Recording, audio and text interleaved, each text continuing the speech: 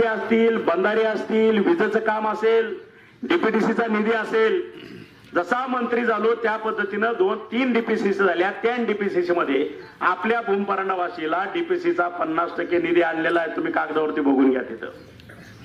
आणि मग सगळ्यांच्या पोटात दुखायला लागले, एवढा निधी इकडे चालला, एवढा निधी. अरे 30-40 वर्षे ज्या लोकांच्या थोबाडावर चिठ्ठ्या होत्या, चिकटपट्ट्या होत्या, ती मागतच नव्हते किंवा आणतच नव्हते, घाबरत होते तुम्हाला. आम्ही आमचा खेचून आणला, बॅकलॉग आणला. तुमच्या पोटात दुखायचं काय कारण आहे?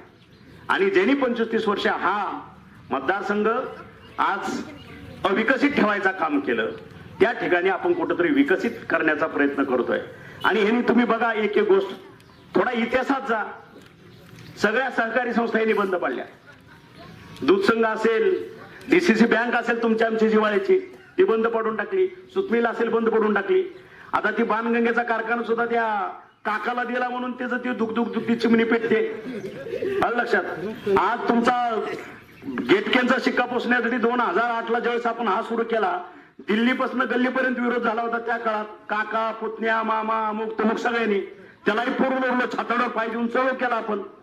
आज बंद पडलेले सगळे युनिट एक एक एक आपण चालू करतोय. आपण सोनारी चालू केला, शिवशक्ती बंद पडला होता वाशीचा, तो आपण चालू केला, त्याला जीवदान दिलं. त्या ठिकाणी तेरणा बंद पडला होता, 12 वर्ष बंद पडलेला कारखाना. आज त्या ठिकाणी 36,000 त्या कारखान्याचे सभासद आहेत. 2 वर्ष आपण हायकोर्टात, सुप्रीम कोर्टापर्यंत लढलो. परमेश्वरानं आपल्याला न्याय दिला.